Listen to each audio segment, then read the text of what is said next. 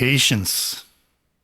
There are many people in the world who are impatient, like really impatient. I know how I hate to wait, like even for a bus or something, an important phone call, so I can just... Some people don't mind being impatient. If you really believe in what you want to get, and you try so valiantly to get it as soon as possible, you might be on a mission. So the hurry that you're in to see the results, it's part of what gives your life meaning.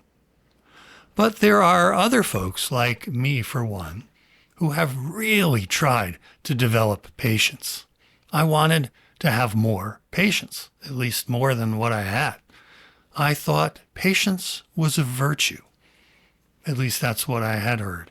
And I tried to cultivate it. I won't bore you with how I tried to develop it, but I did. I now consider that a mistake. And in these days, I currently see patience in a totally different way. And that's what I wanted to talk about today. Hello, and welcome to the 10 Crutches podcast. My name is David. I'm glad you're here. Here are some quotes about patience, followed by little comments by me. Thessalonians chapter 5, verse 14, the Apostle Paul says, "Be patient with everyone." Simple to say, hard to do. Here's a quote by Aristotle, or perhaps by Jean-Jacques Rousseau. Couldn't quite make out who said what.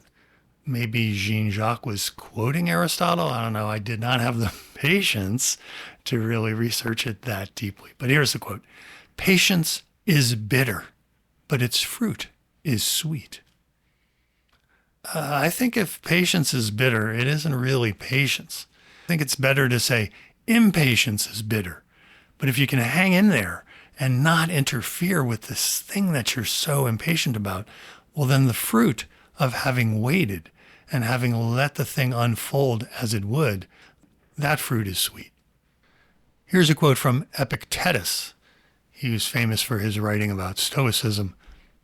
"You have inner strength that enables you to bear up with difficulties of every kind. You have been given fortitude, courage, and patience."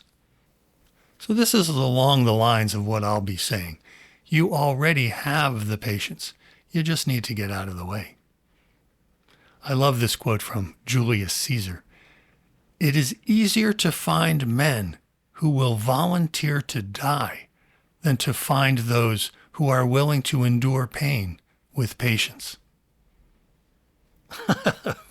No comment needed. So for those who lack patience in any particular moment, it may seem like trying to cultivate patience is a good idea. But I'm going to take the tack here that directly cultivating patience is a mistake. And that's what I want to talk about today. Hello, and welcome to the 10 Crutches podcast. My name is David. I'm glad you're here. For me, the place to start is here. The universe itself appears incredibly patient. After all, the universe is 13.8 billion years old. Just as a side note, when I read something like that, I wonder, why would anyone think that? Why 13.8 billion? Why not 12.2 billion? Why not 14.5 billion? We're at 13 point, like, come on. What do you observe? How do you figure that out, that you come up with 13.8? Anyway, I put some of that research in the show notes. It comes from my love for nerding out on these things. Anyway, back to patience. So the universe is incredibly patient, or at least it appears to be so. And you are nothing else but a small part of that universe. You could also say you're nothing but an incredibly large part of the universe. compared to subatomic particles, you are quite huge. It's hard to know what size you are. I covered that in episode 2. Anyway, you are made of all these atoms and molecules and proteins and cells and collections of cells that function as organs. You got your veins, your arteries, your heart. Your heart's a muscle that's been pumping since you were just a little embryo in your mother's womb. You got all kinds of stuff going on, including a brain that can take vibrations from the air and turn them into sounds. And then, if you understand English, you don't just hear the sounds I am making like you would if it's some language you don't understand. You can actually hear words and meanings, and you can infer things about me from the tones in my voice. So there's a lot going on.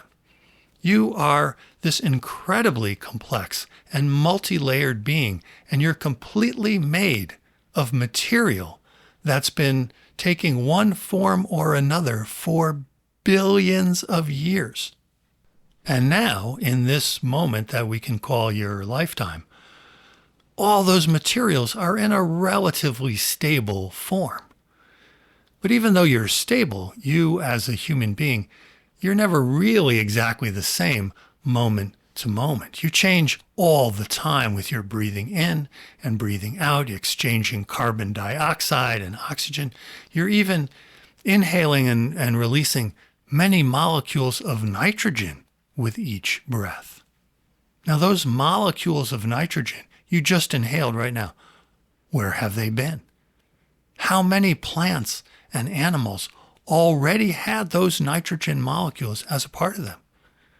In case you didn't know, you inhale and exhale nitrogen all the time. About 78% of our atmosphere is nitrogen. So each inhale and exhale has about that much nitrogen. But the human body can't absorb or use nitrogen in a gaseous form. Nitrogen has to be fixed to a molecule already for our bodies to use it. So we just breathe nitrogen in and out without being much affected by it. As you breathe in and out, breathe the nitrogen you don't usually pay attention to. You can imagine you're breathing nitrogen in and out. Become aware of yourself in an ocean of air. You can't breathe at all in an ocean of water, but you can breathe quite easily in this particular ocean of air that we all share. All these molecules in the air, some of them are getting sucked into your lungs. Molecules billions of years old, some of them getting sucked into your lungs, others drifting away without entering your lungs this time. Can you see how you're already completely permeated, completely saturated with patience? How the universe has nothing but patience for things to unfold as they do.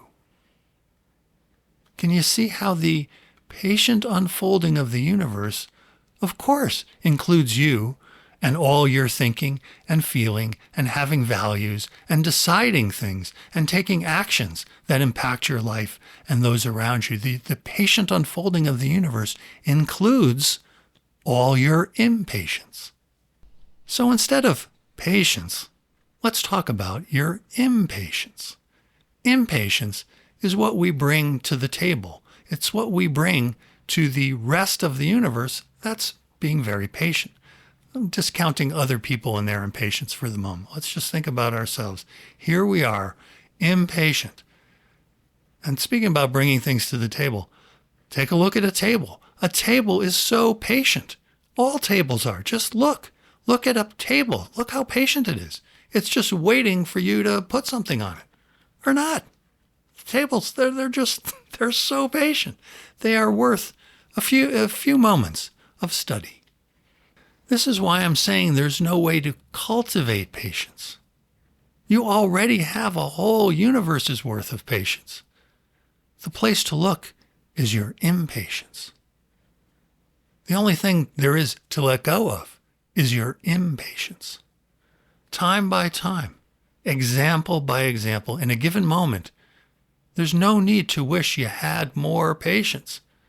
There is only you and your impatience. And simply being aware of it and being aware of how much it doesn't quite match what's actually happening with the floor and the ceiling and the doors and the windows and the tables and the chairs. The whole rest of the universe, everything around you, is just patiently waiting. What's your hurry? Let's define impatience. Let's say impatience is something that feels like it's about the present, but it's not. It takes you out of the present. Impatience always flows from a fantasy, an imagination that things could somehow be unfolding differently, better or faster or more in your favor or closer to how you imagined them before or more how you think they should be. And again, I'll just mention here, of course, sometimes things should be different. They need to be different and you need to work on them. I'm only talking about your emotional impatience. We often can't see what the universe needs from us to help shape it in a new direction because we're so busy imagining that direction and being impatient about getting there. So we don't see what it would take and we don't like the time it would take to get there, but it is what it is. So from this point of view, there's never really a good reason to be impatient for anything.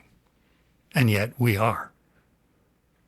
What you can recognize is that there is our inherent, universally given patience and our self-centered impatience that we lay over it.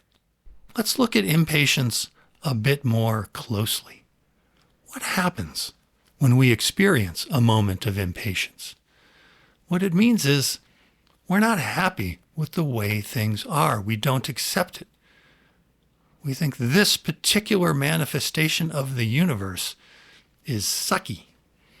I can imagine things being in a different way, going in a different way, or eventually being in a different way that I would like more, but I just don't want to wait.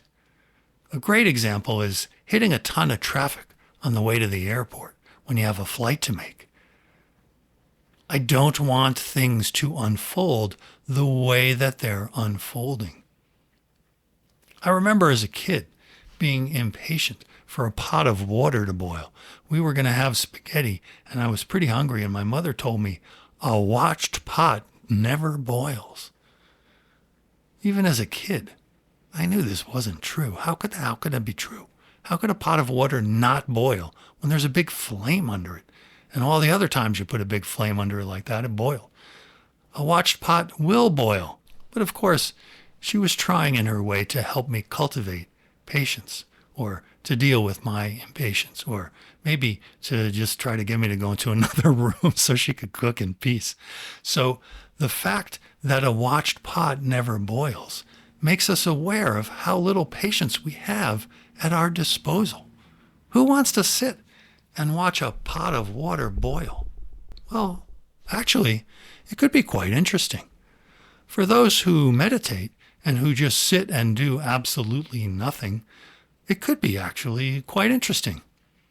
At least there's little bubbles forming on the bottom of the pot. There's a little action and the steam starts to rise.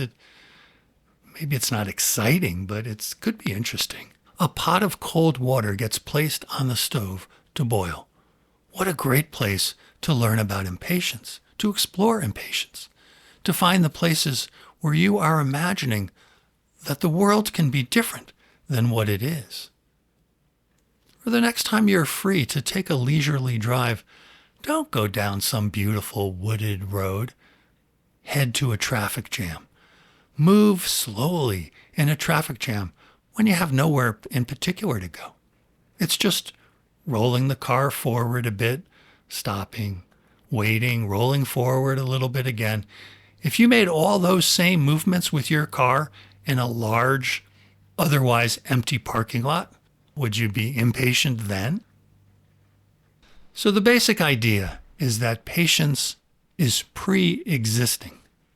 I like to use that word, pre-existing. It means that it already existed before you were born. The universe already has all the patience you could ever want. You don't cultivate patience.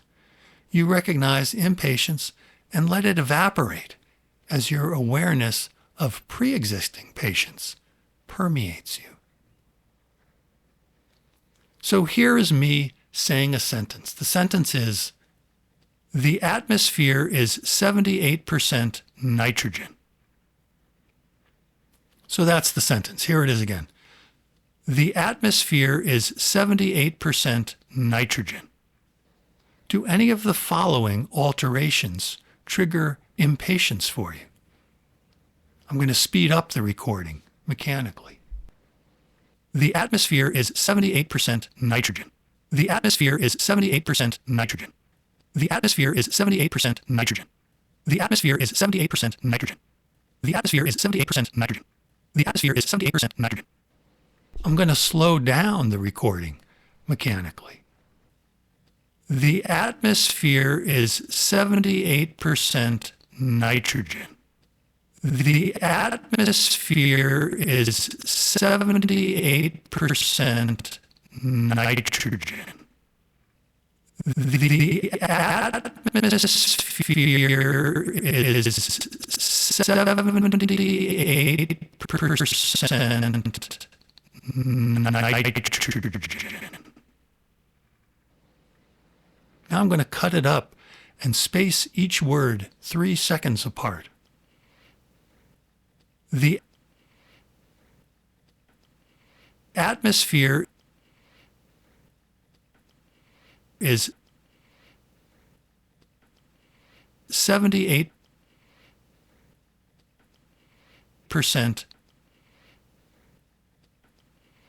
nitrogen. Now I'm going to cut up the words of the sentence. And between the first 2 words, I'm going to put 1 second. And then between the second and the third words, 2 seconds. Between the third and the fourth words, 3 seconds. Just going on like that. So here's this. The atmosphere is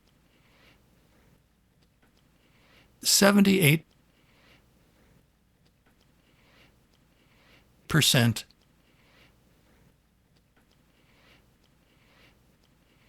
nitrogen. So next time you have a chance, watch some water boil. Watch some paint dry. Study your kitchen table. Ask it to help you see how much patience already exists. The thing that gives me the most encouragement is that you never have to be in a hurry to take care of any problems that you're having with impatience. Those problems with impatience, of course, you want to address them, but just remember, you have all the time in the world.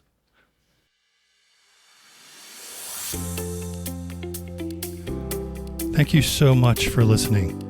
I'll see you next time.